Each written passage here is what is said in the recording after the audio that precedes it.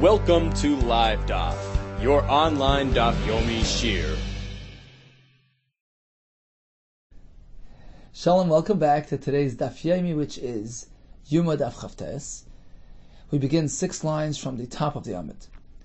Let's refer back to the Mishnah for a moment. We learned in the Mishnah about a Ma'aseh, where they confused light coming from the moon with the sun's rays. They figured it was already daybreak. They brought the current tamid, and it turns out they had to burn it because day had not yet arrived.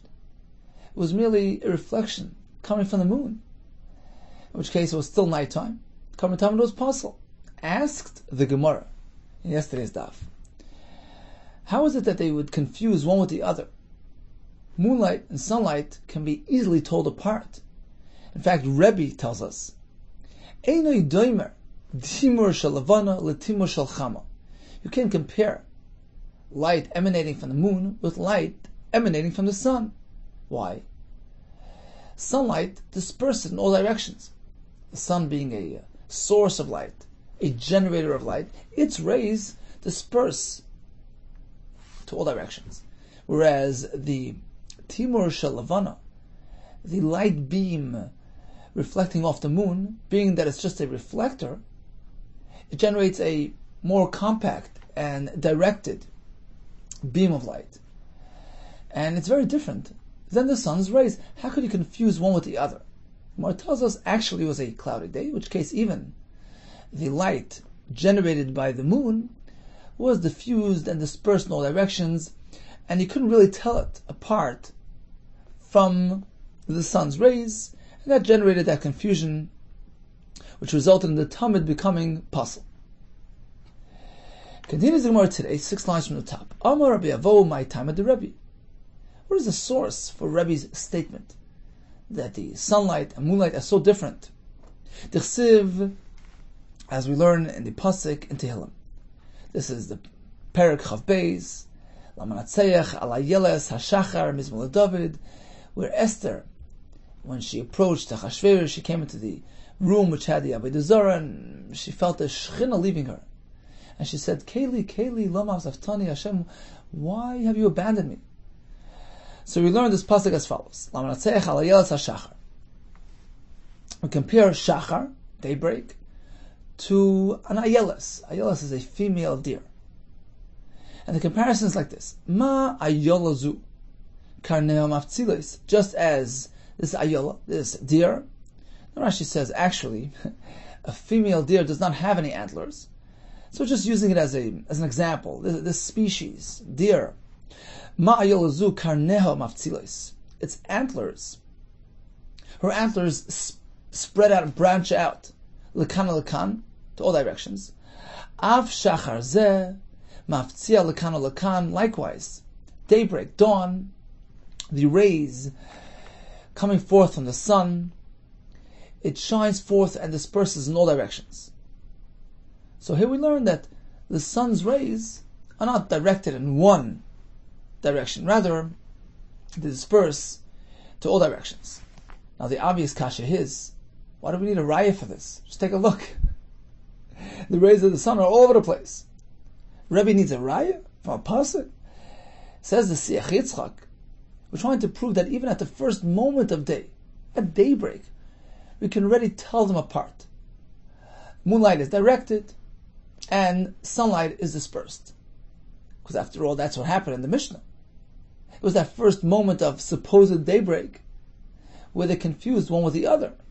So trying to prove from this pasuk that even shachar, which means the first moment of daybreak, already features this element, that sun rays disperse in all directions.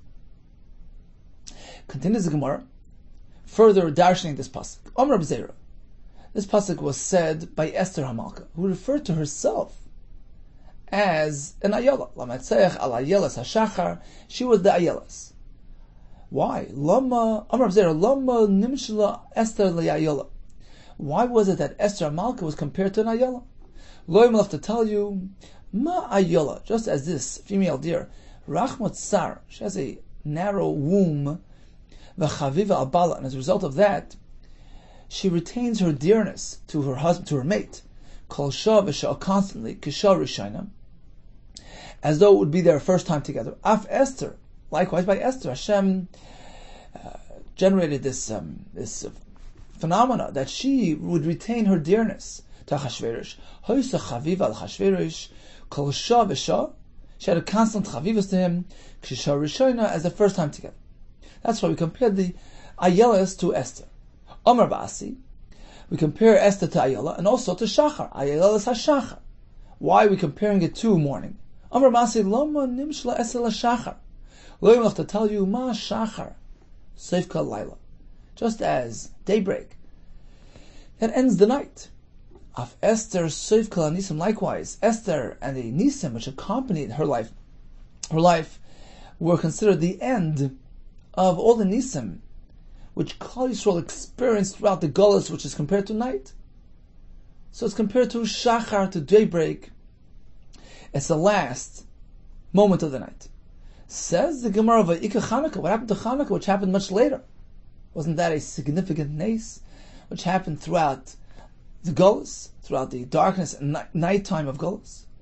Nitnan likasiv kamrina. We're speaking about Nisim, which are so significant and so important that they're actually meant to be written and recorded down on parchment. And that is unique to the nace of Esther. We have Megillas Esther meant to be written down, as opposed to the nace of Chanukah, which was not recorded on a sefer. That only works according to the Shita that holds Esther nitnan likasiv. We learn actually from the Psukim, this is Gemara Megillah discusses this, that Megillas Esther is meant to be recorded. Min HaTorah. It's meant to be recorded on a sefer, and in fact there's a halacha l'maisa here, because if it has the din of a sefer, then it carries tumah. If one touches it, Chacham or Mesakin, they were concerned that the people would put truma near the sfarm, well this is holy, that's holy, and it would attract mice, which would come to consume the food, and by the way, ruin the damage the sfarms. They made a takana. We learned this in Masechus Shabbos, that a sefer is metames yadayim. If one touches a sefer, his hands become a sheni the tumah, and it could be paisal truma. That's unique to something which is considered legally, considered halachically a sefer. So when we speak about Megillas Esther achieving this status, this prominence, and is regarded like a sefer, that's only according to the Manda Amma, which says nitna likasiv. The Min HaTorah is meant to be written. Of course, Midrabanan, we have Megillas Esther, we're meant to read from it, we're meant to read Dafka from the Sefer. But when we speak about Nitna Likasef, we mean that we find a source in the Torah that it has a status of a Sefer, with regard to other halachas as well. So yeah, then Megillas Esther has that added factor, and is considered superior to the nace of Chanukah. Elul Mand Omer Esther, Lo Nitna Likasef. However, according to the other Shita, that even Megillas Esther is not really meant to be inscribed. It's not really Min HaTorah considered a sefer. Michael Lememar, in that case, it doesn't have anything that puts it above Nes Chanukah. They both have equal significance. And why do we say that Esther is Seif Kol HaNisim? Says the more according to that Shita, he will interpret the pasuk differently. Mukim lo. He interprets the pasuk of Lamanatseich al Ayelas HaShachar according to Rabbi Yehuda ben Yefes. Mukim lo ki Rabbi Yehuda bar Yefes Omar B'Lezer. He has a different pshat in the pasuk. De'amar Rabbi ben Yehuda bar Yefes Omar B'Lezer Loma nimshlu tfiloson shal tzadikim kayelas. He learns a bit differently. Shachar is a term of beseeching, seeking closeness to Hashem through tefillah. Rashi brings a pasuk. Bekibri ashachrecha, I seek your closeness, your relationship, and that's referring to the tefillah of a tzaddik. Lamatzeich al ayelas hashachar, we compare shachar, beseeching and vying for Hashem's closeness. We compare it to ayelas. Why? Lo manimshlu tfiloson shal tzadikim kayelas, lo malach, to teach you ma ayelazu. Just as is there, calls man shemegadelis. The older it gets, karneho maftzilis, its antlers branch off more and more and get stronger and more reinforced. Av tzadikim, likewise, by tzadikim, Hashem wants them to daven, and the more they daven, the better. Calls man shemar b'tefillah, the more they daven, tefillah neshmas or tefillah is more effective. So Mepharshim explain, you see, if tefillah was only a means to achieve something, to achieve an objective, to get something that you need, then perhaps one tefillah will do the trick. But it's not so. We know the Medrash says that Hashem deliberately gave the Avos and Imois difficulties and challenges. They made them akarim and akaris, no children. They had to daven and beg, because Hashem wants their tefillahs. HaKadosh Baruch Hu mis'ava. Hashem has a desire. Lit tefillas and shel tzadikim. So now, if the purpose is the tefillah, it's not the means for the goal. Just the opposite. Hashem withholds so that they daven, because that's the purpose. Hashem wants them to get closer through tefillah. Then perhaps you haven't really achieved the goal until you daven a certain amount of tefillahs. If the purpose is the tefillah, perhaps you have to have many tefillahs to get to that goal. So the more you daven, the more chances of success.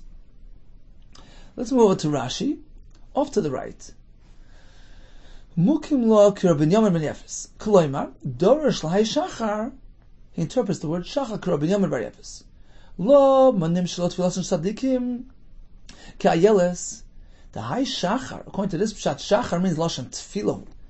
Dorish le'kamay ruchi b'kir b'ashachrecha, in the pasuk in Yeshaya. And the pasuk here means like this: Lam natseich ala tefillah she ka'ayeles. So we compare the tefillah to an ayeles. Shekol zamashem megadeles kanem afzilis. The older it gets, the more horns, the more antlers it gets. B'chol shana v'shana noisaf. But pitzel echad, every year, Rashi says, is a new branch off to the antlers. And it gets stronger and more reinforced. Likewise, the tefillos of tzaddikim, the more, the better. Continues the Gemara. So we had a story where they confused matters, and they shechted the tamid, they had to burn it, shachtos ha-tamid, and based on that, because of that, they established this elaborate procedure. They sent a fellow up to the lookout and determined with certainty that daytime has arrived. Says the Gemara, Amos, when did this occur? Ilema b'shari meisashana, throughout the year. Loisagyo, the lav kohen gadol. Well, the Mishnah continues that afterwards they were moirid the kohen gadol to beis hatfilah to take care of the tamid. Loisagyo, is it not sufficient to bring a korban tamid throughout the year, the lav kohen gadol, without the kohen gadol being involved? Isn't it enough if it wasn't the kohen gadol?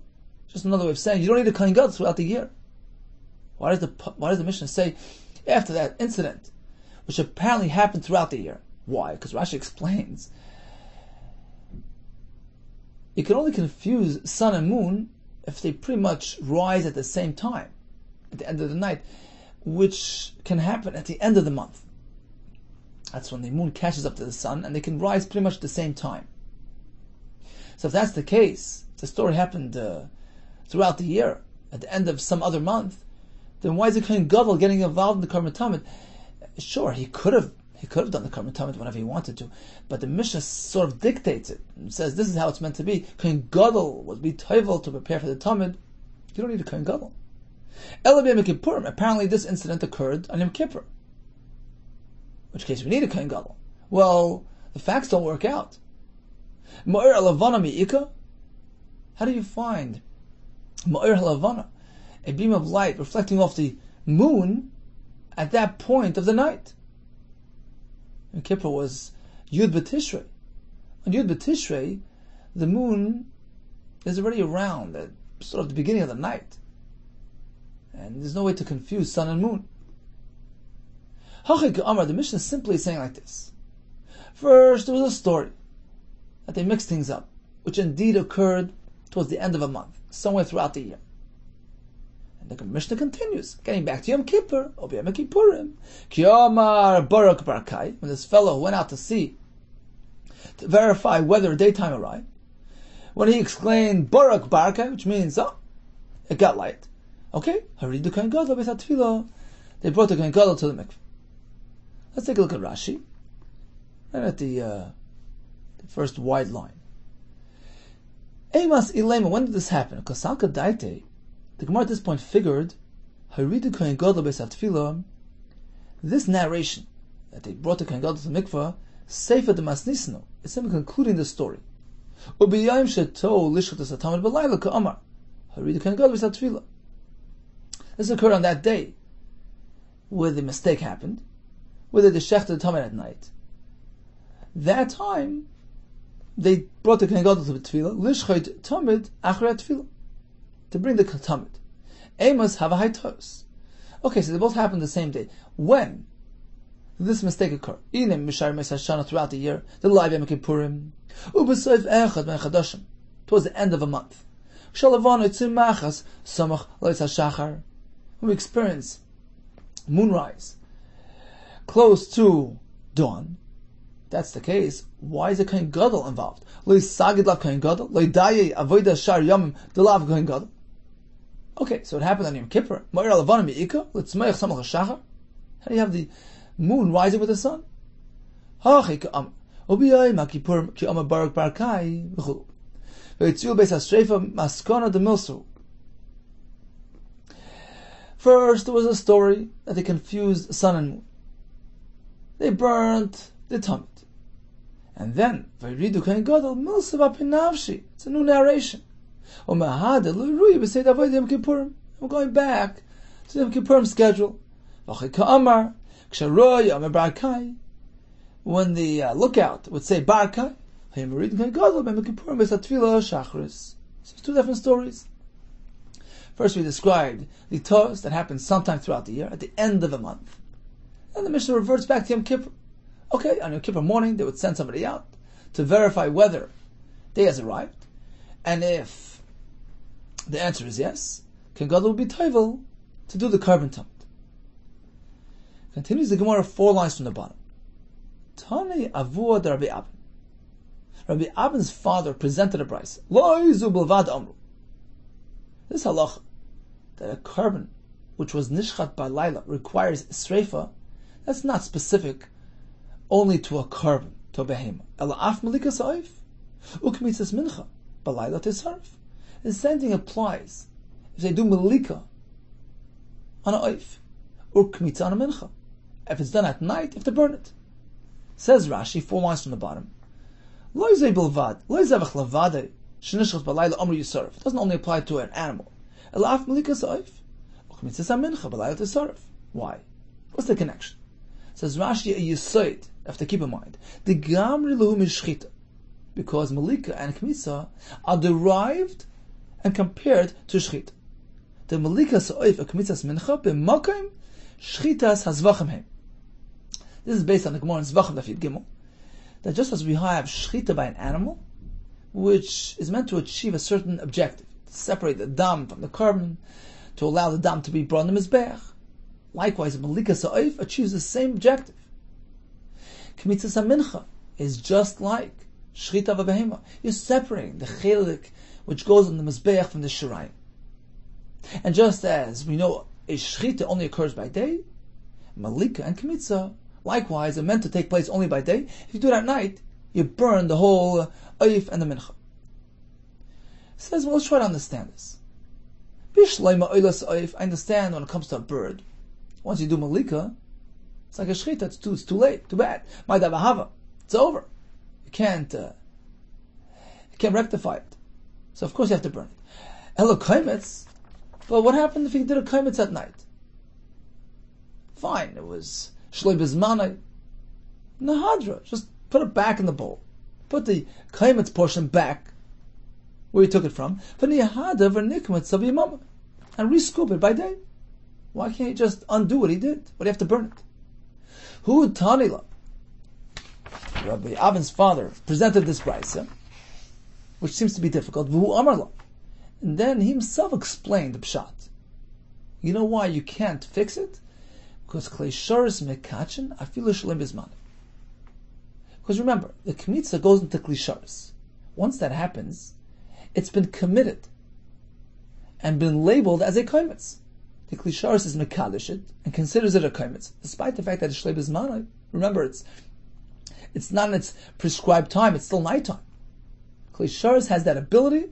It can be mekadosh even if it's shloi bizman, even if it's not really the time for akrav. So it's too late. Let's take a look at Rashi again, up on top. Hu tani lo lahavasnis and vu amrla hay terutzim midati. He explained pshat. Kli sharis mekashin shloi bizmani. V'al kaimetz ton matan kli. Remember, the scoop, the kaimitz is put into a kli. Once he did that, interesting, Rashi applies a term tevel. A mincha, free kaimitz, before you did anything to it, it's called like tevel. But once you remove that kaimitz, you've separated the chelik, which goes into the mizbeach. The pasuk calls it askarasa, it's remembrance. It represents the entire mincha. It's like truma from the kri.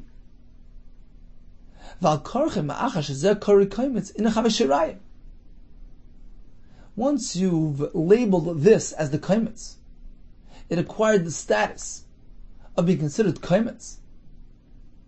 Then the rest is shirayim. This is the kaimitz, and that's the leftover. You can no longer undo what you did. You can't put it back and consider it to be tevel as though nothing happened. No, this is the kaimitz. This represents the mincha. That's already shirayim. It's been downgraded. It's leftovers. So now you've committed this as kaimitz, not as shirayim. Nothing left to be done except to burn the kaimitz and burn the mincha. Continues the Gemara 3 lines from the top. Meiseve, I have a kasha. Is that so? That a klisharis can be mekadosh even if it's not yet the right time? Zaklal, we have a halacha as follows. Kol akarv b'yayim, any carb which is meant to be brought by day. Like mincha, levayna, dam, k'teres, Rashi says. Kadosh b'yayim. In that case, a klisharis can be mekadosh by day because it's the zman hakrava. V'kol akarv b'layla. As opposed to something which can be brought at night as well. For instance, Rashi says, "Kigoin minchas nesachem." Sometimes a certain type of mincha can be brought even at night. That's not the mincha we're speaking about here. Minchas nesachem, which comes together with the carbon, so that can be brought even at night. What happens there? So let's skip the next couple of words. The Bach takes out the words kadosh b'layla, b'chol hakarev b'yayim b'layla, and we go over to kadosh. So it's basically skipping a full line. Kadosh ben b'yayim b'layla. Again, we're speaking, if it's something that can be karev b'layla, in that case, the klisharis can be activated anytime. Because it's suitable for the klisharis, whether by day or by night.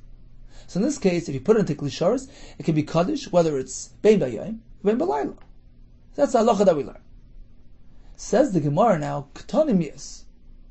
So at any rate, we just learned. We have a formula to follow. Kol hakarev b'yayim, kaddish b'yayim.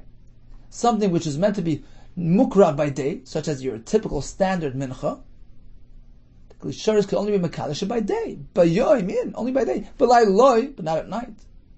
So how can you say that mincha, which was nikmatz at night, becomes possible because the kmitza had already attained the status of a kmitza because it was in the klisharis, which was mekadosh at night? It's not an appropriate time for a mincha, and the klisharis doesn't have the ability to be mekadosh at that point. Says the more dilma einay kadosh lekarev. Yeah, maybe this halacha that we just learned only applies to a higher status of a kedusha. A klisharis cannot be mekadosh something out of its time in order to give it the ability of akrava. Einay kadosh lekarev. It can't make it roy la akrava of a kadosh lipasul, but it can upgrade the kedusha to the point that it can become pasul. What does that mean? You see, when you makar a mincha, you go through 2 stages of kedusha. First, you mekadosh magdish the mincha. Kedusha's domim, it's monetarily kaddish for its value. But then when you put into a klisharis, which by definition means something which is serving the mizbeach, klisharis, it's serving the mizbeach, then it's already one step closer to the mizbeach, and now its content has risen, has been upgraded, considered Kedusha's Haguf. It's inherently Kaddish. It's on its way to the Mizbeach. And what happens then? It becomes more sensitive, more susceptible to certain tumors which wouldn't necessarily affect your typical item. For instance, if a tful yom touches it, it becomes possible. For instance, if it stays overnight, it becomes possibilina. So there are specific psulim which only get activated once you've arrived at that madriga of Kedushas Hakuf. Says the Gemara, a klisharis, we mekadosh something, we turn it to Kedushas Hakuf. And that will have two applications. Number one, it can become Kaddish Lahakrava. That won't happen more than night. If it's Shleib Zmanei, the Kli Sharis can't be activated. For that, in that respect, it's not at the time of Akrava. It's not Kaddish Likarev, but it's Kaddish Lipasal. When something goes into the Kli Sharis, whether by day or night, even if it's Shleib Zmanei, it's not at the time of Akrava, such as this Kmitza, which was Nikmatz Balayla and put into Kli Sharis. Kli Sharis will do something to it. We'll upgrade it to a certain point. We'll make it Kaddish Kedush Saguf to enable it to become possible, for instance, Belina, which is a capacity that it didn't have until that moment. Let's move over to Rashi, over to the left.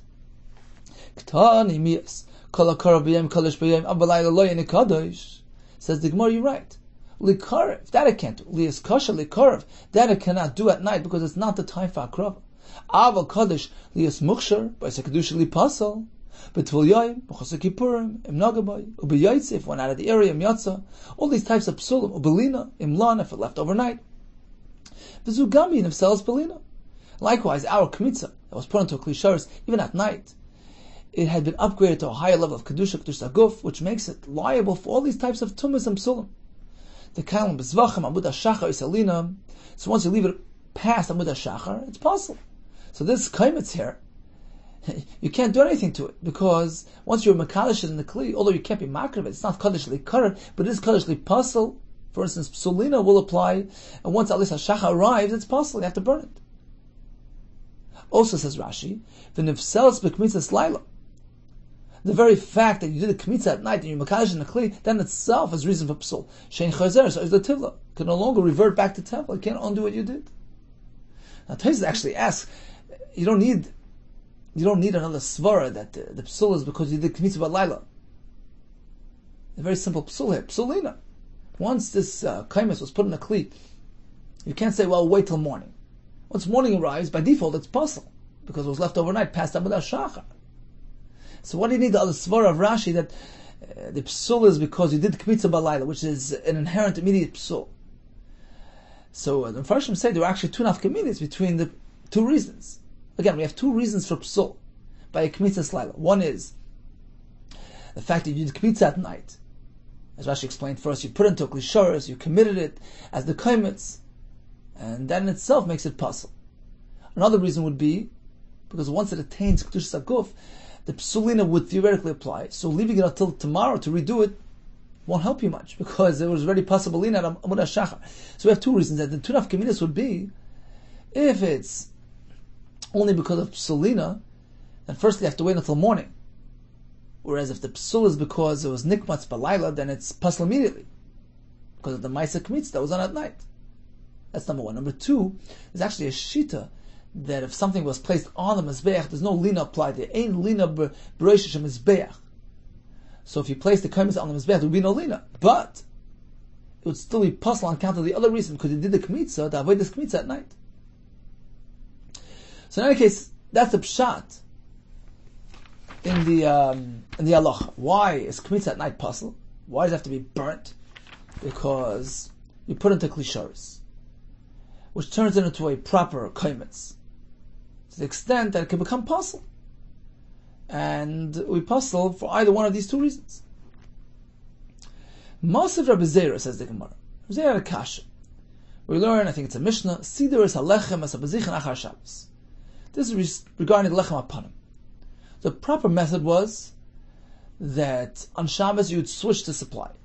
You take off the old lechem and replace it with new lechem. Take off the old bezichim containing the levoina, b'makav on the mizbeach, and place new bezichim, new spoons on the shulchan. Suppose they missed the opportunity and they did it only on Sunday. Siddur salechem as a bezichim achar Shabbos. It's only done on Sunday. V'hikter as a bezichim b'Shabbos. Come next Shabbos, he was marked to the bezichim psula. It's possible because it's mechusa zman. It's meant to stay on the shulchan the required amount of days, 7 days from Shabbos to Shabbos. If it's only 6 days or less than 6 days, then it's possible. So what do? Says the Mishnah Chiddush. Ketzad Yasin. So what should you do? Yanechenu l'Shabbos haba. Just leave it there until next Shabbos. What good is that going to do? How could you leave it for 2 weeks? Yeah, you could leave it as long as you want. Sha'afilu amda ala shulchan yamim rabim, even if the lechem apanim and the bezichim remain on the shulchan for many days. Ein b'kach klum, there's no harm done. So what happened was, they missed Shabbos. Instead, they did it on Sunday. Don't take it off next Shabbos, because it's mechus hazman. It hadn't yet experienced 7 days on the shulchan. Rather, wait until the following Shabbos and take care of it then. Says the Gemara, 1 second. What happened to klisharis mekalish lipasal? V'amai, how can you allow it to remain there and you consider it to be kosher? Tigdosh v'tipasal. The shulchan is a klisharis. The shulchan is mekalish. Whatever is placed on it, it upgrades it to kedush saguf. And this lechem was placed on the shulchan at the wrong time, on a Sunday. It's sidur shaloi bizmani, says Rashi. It becomes pasul because it was placed on a klisharis, in a klisharis, at the wrong time. That in itself gives it psul. So even though we're speaking shaloi bizmani, it's not really the time. Appropriate time is not Sunday. But we just concluded that even shaloi bizmani, klisharis can be activated, can be mekadish, to the extent that it will generate psul. So why is lechem apanim considered kosher?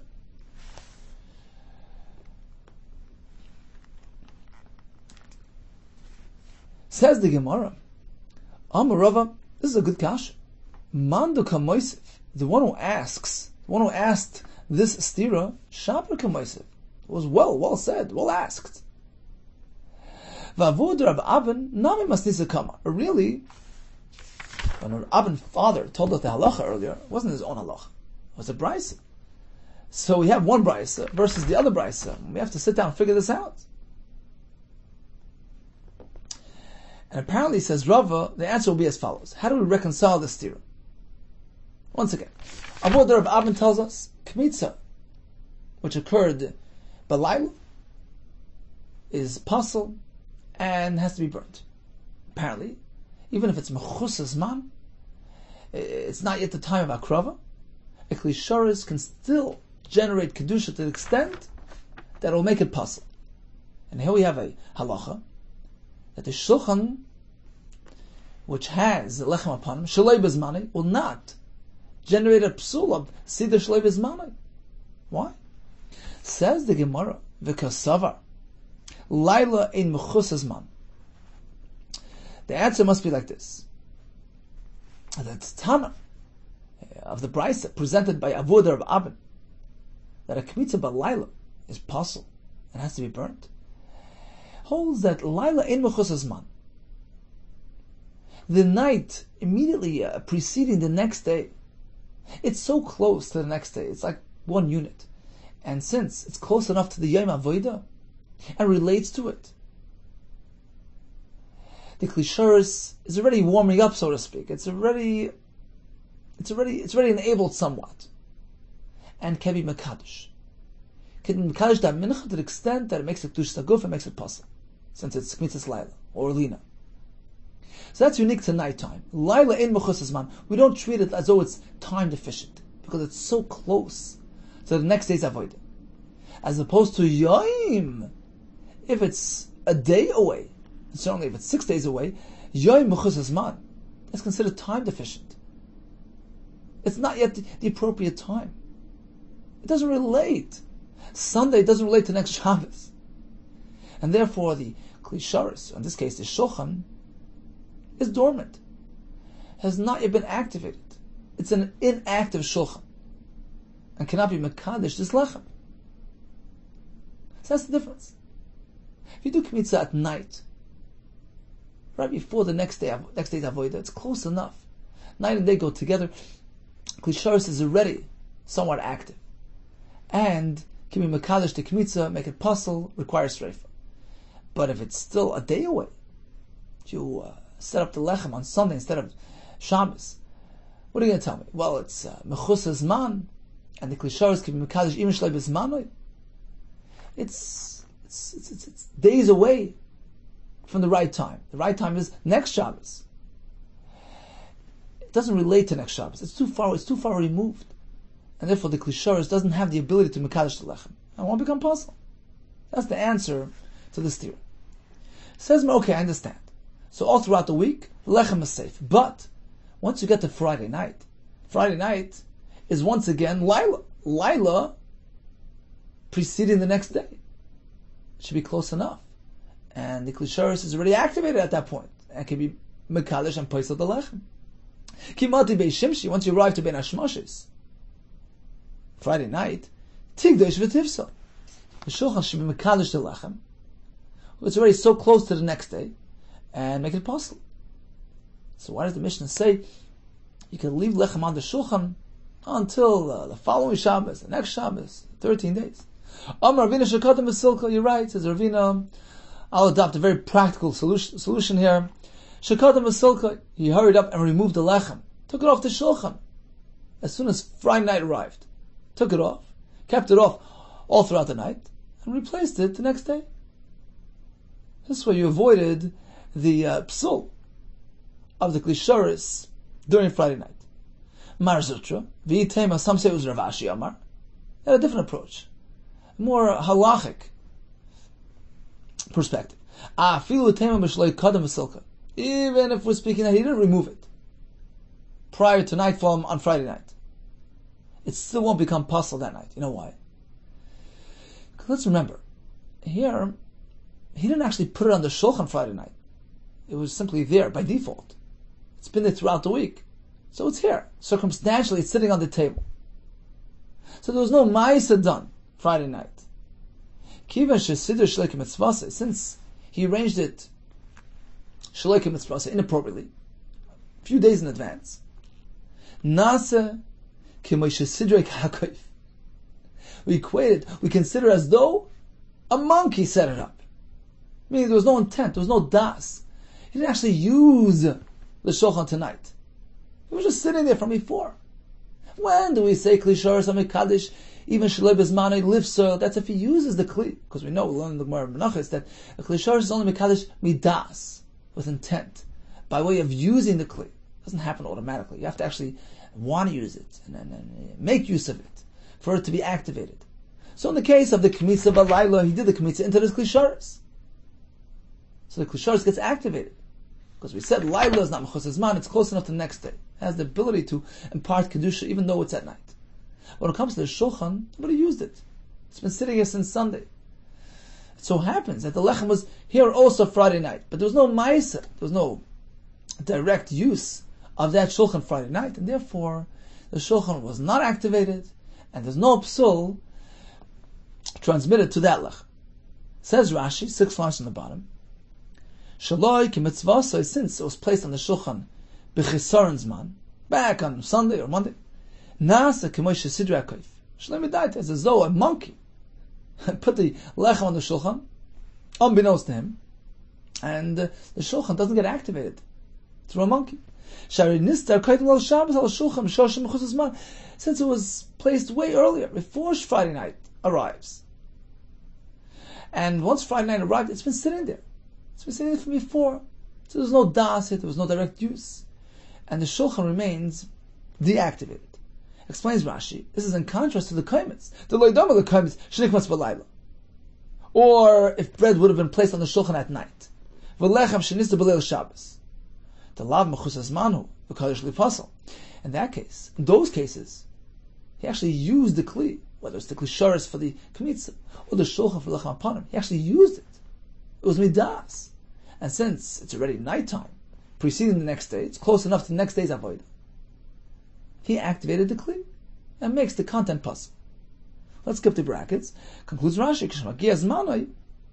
So in our case, once it's been sitting throughout the week, we say Friday night is no different.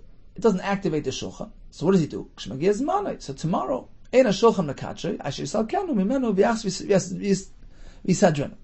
says Rashi, meant to know, of course, once we compare it to a kaif, so in order to be machshir the lechem, you have to actually do something.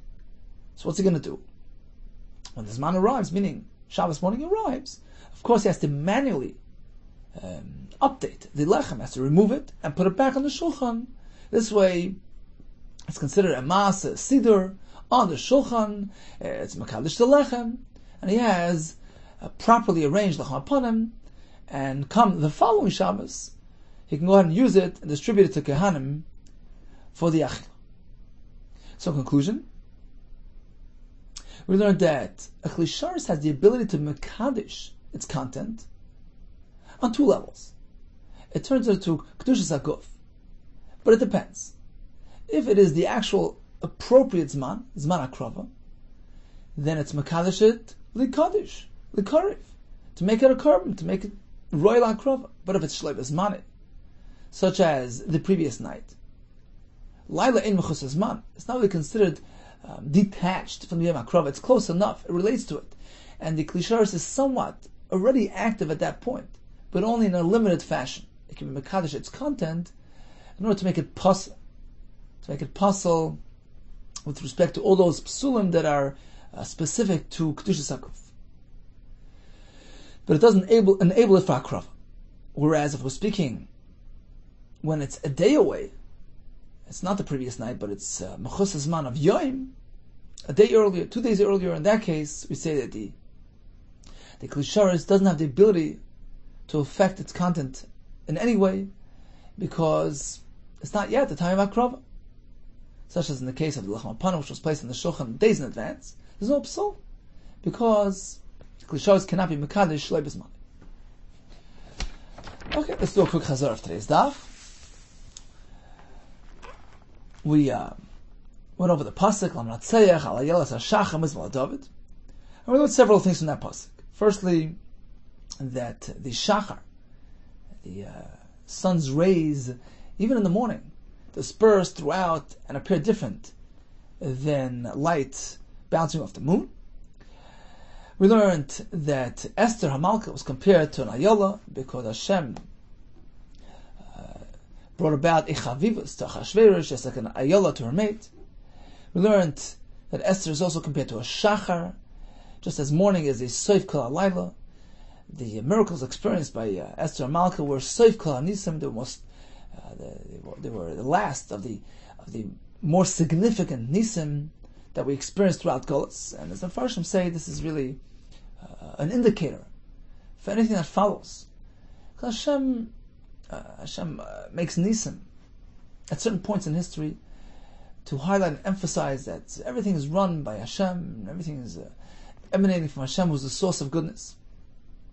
And therefore Hashem does Kriyas Yamsuf, He does Esther, these types of Nisim, which are meant to set a standard, to create a formula for us to relate to throughout Durs. We don't have to experience Nisim all over again in every generation. So once Hashem established that as a nes, as an indicator of Hashgacha Pratis, we apply that to every situation throughout the Durs. So Esther was Soif Kol HaNisim, and the Gemara speaks about the added additional element that we find by Megillas Esther, Nitan Likasev, which we don't find by Chanukah. And then we have another pshat that Shachar is actually a reference to a Tfilos of Tzaddikim compared to an Ayelah, just as the Ayelah, her horns, her antlers keep on branching out. The older she gets, Karneim Avtzilos gets stronger, more reinforced. Tzaddikim Kozma Shemar Tfilah, the more they daven, Tfilos and Ishmas. The Gemara told us the correct pshat in the Mishnah is that the incident regarding the sun and the moon occurred throughout the year, at the end of a month. And then we go back to discuss Yom HaKippurim, which required the avodah of a Kohen Gadol. We learned about the Tamid, which was Nishchat by Laila, became puzzle, had to be burnt. But not only the Tamid would have that halacha, Melika Sa'oif, Kmitzas Mincha, have the same halacha. When done at night, Sreifa is required, Rashi explained, because Melika and Kmitzah are in place of Shchita by a Behemah.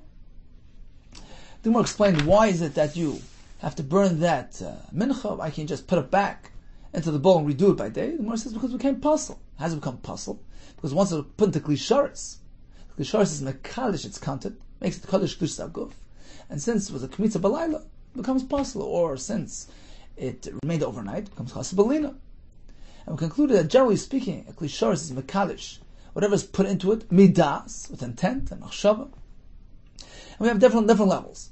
If it's bizmani in its appropriate time, it's mekalish it all the way, likarev. If it's shloi bizmanoi, it can't be mekadesh it likara, but only l'pasal. But even that depends. If it's the previous night, then it's close enough to the next day and has that effect. It's mekadesh l'pasal. But if it's prior to the previous night, if it's still b'yoyim and not the time, the appropriate time of akrava, such as the lechem apanim, days in advance, in that case, the klisharis is not going to be mekadesh, as we learned in the halacha here. You can actually leave the lechem many days on that shulchan until the appropriate time comes, where Rashi explains you take it off and put it back on, so that you masal the shulchan kalacha, and then lechem apanim is kosher. We had a shaila, wow, what do you mean? Friday night, the shulchan should be mekadesh lechem because it's only nighttime, close to the next day, it's shloi bizmanoi, and should make it possible. The Gemara told us two roots. Either it wasn't there at night, he removed it prior to nightfall, or since it wasn't a Maisa Siddur done at night, it just happened to be there by default, the Klisharis does not become activated at that point. In which case, the Lechem remains kosher, and Rashi tells us, come the next morning, he removes it, and puts it back on, for a new arrangement, and then leaves it on there for a week. The following Shabbos will be kosher, lachil. Hatzlacha Rabbah to you, and all the best.